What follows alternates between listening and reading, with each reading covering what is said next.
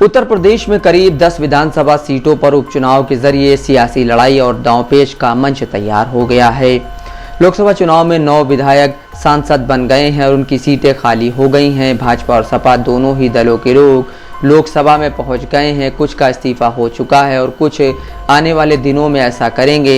इन सभी सीटों पर उपचुनाव तय है। ऐसे में यूपी में एक बार फिर से सियासी माहौल गरमाएगा। 9 विधानसभा सीटों के अलावा कानपुर में सीसामऊ की सीट भी खाली होने जा रही है।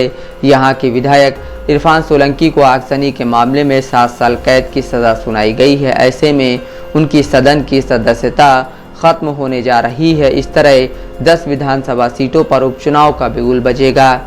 करल विधायक अखिलेश यादव अब कन्नौज से सांसद बन गए हैं। इसी तरह मिल्कीपुर के विधायक अवधेश प्रसाद अब फैजाबाद अयोध्या के सांसद बन चुके हैं।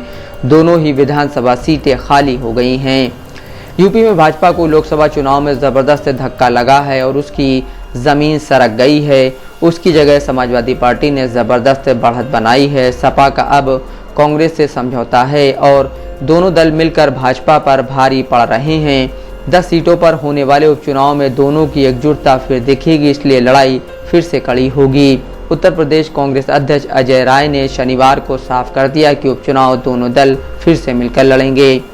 अयोध्या की हार भाजपा के लिए बड़ी है। मिल्कीपुर के विधायक फैजाबाद से अब सपा सांसद बन गए हैं। ऐसे में भाजपा पूरी कोशिश करेगी कि मिल्कीपुर सीट सपा से छीनकर यह दावा किया जा सके कि सपा ने भले ही अयोध्या जीत लिया हो, लेकिन उसकी एक विधानसभा सीट पर भाजपा का दबदबा है।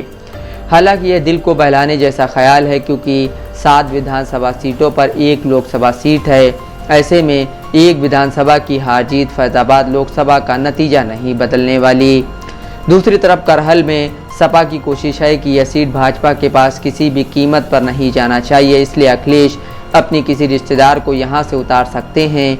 कहा जा रहा है कि अखिलेश अपने भतीजे तेज प्रताप यादव को यहां से उतार सकते हैं, क्योंकि तेज प्रताप को शुरू में कन्नौज लोकसभा सीट से सपा का उम्मीदवार घोषित किया गया था, लेकिन बाद में अखिलेश वहां से लड़ने चले गए, इसलिए तेज प्रताप करहल से प्रत्याशी हो सकते हैं।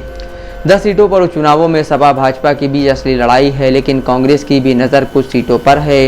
लोकसभा में 6 सीटें मिलने के बाद पार्टी के हौसले बुलंद हैं। कांग्रेस ने कुछ सीटों पर अपने प्रत्याशी उतारने में दिलचस्पी दिखाई है, लेकिन अभी तक किसी सीट को लेकर कोई घोषणा आदि नहीं हुई है। सबसे खास बात है कि सपा और कांग्रेस गठबंधन की सफलता का स्वाद चख चुके हैं, इसलिए वे इसे बरकरार रखने में ज़्यादा दिलचस्पी ले रहे हैं। इसी तरह कटहरी विधानसभा सीट पर भी उपचुनाव होगा। सपा विधायक लालजी वर्मा अब अम्बेडकर नगर लोकसभा सीट से भाजपा उम्मीदवार रितेश पांडे को हराकर जीत हासिल कर चुके हैं। यह सीट बीजेपी एनडीए सहयोगी निषाद पार्टी को दे सकती है, क्योंकि उसके उम्मीदवार अवधेश कुमार वहां 2022 में करीबी मुकाबले में वर्मा से हार गए थे। इसी तरह मजमा सीट पर भी भाजपा की नज़र है। मुरादाबाद जिले में कुदरकी सीट पर भी उपचुनाव तय है, क्योंकि यहाँ के सपा विधायक जियाउर रहमान अब संभल लोकसभा सीट से सांसद चुने गए हैं, लेकिन भाजपा के लिए खैर विधानसभा सीट कम महत्वपूर्ण नहीं है, क्योंकि मौजूदा विधायक और राज्य के राजस्व मंत्री अनूप प्रधान वाल्मीकि अब हाथरस लोकसभा सीट से चुने गए हैं।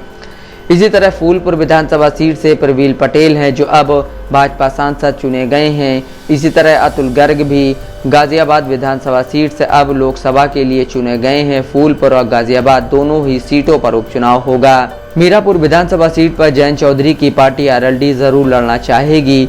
यहाँ के आरएलडी विधायक चंदन चौहान अब बिजनौर से सांसद बन गए हैं, लेकिन स्थितियां भी बदली हुई हैं।